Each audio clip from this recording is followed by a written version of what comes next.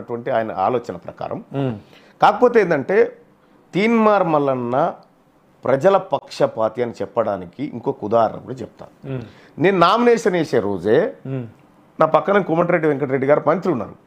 మంత్రి ఉంటే నేను నామినేషన్ సంగతి పక్కకు పెట్టి ఈ జియో 46 బాధితులది ఎప్పుడు తేలుతారు సార్, ఇంకా ఎన్ని రోజులు వీళ్ళు బాధపడాలి, ఇంకా ఆడ క్వశ్చన్ చేసిన నేను ఆయనని.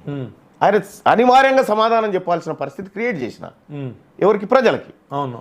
కాబట్టి నేనేమంటున్నా, తీన్మార్ మల్లన్నకు ఈ ఎమ్మెల్సీ పదవి రాగానే ఇవన్నీ బంద్ చేసి ఏమీ బంద్ కావు. మీరు గుర్తుపెట్టుకోరి, తీన్మార్ మల్లన్నకు ఎమ్మెల్సీ లక్ష్యం కాదు.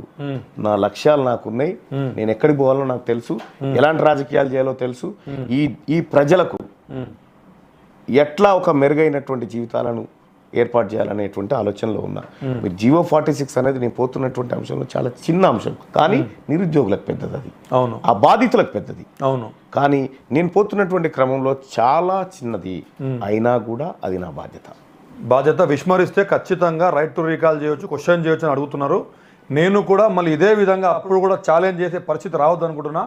వస్తే మీరు ఇదే విధంగా జవాబు కూడా చెప్పాల్సిన పరిస్థితి కూడా వస్తుంది. మళ్ళీ రెండోది, దాని పట్ల సరైన నిర్ణయం తీసుకున్నప్పుడు ఇట్లే లైవ్ పెట్టి ఆ రోజు మంచి ఖచ్చితంగా నేను అప్రిషియేట్ చేస్తాను చెప్పు. ఆ రోజు నేను అప్రిషియేట్ చేస్తాను 100%. జియో 46 గురించి ఇదన్నా మళ్ళీ ఒకసారి కంక్లూజన్ ఏంటంటే, జియో 46 మళ్ళీ చెప్పిన విషయాల మీద మనం అందరం చూసినాం.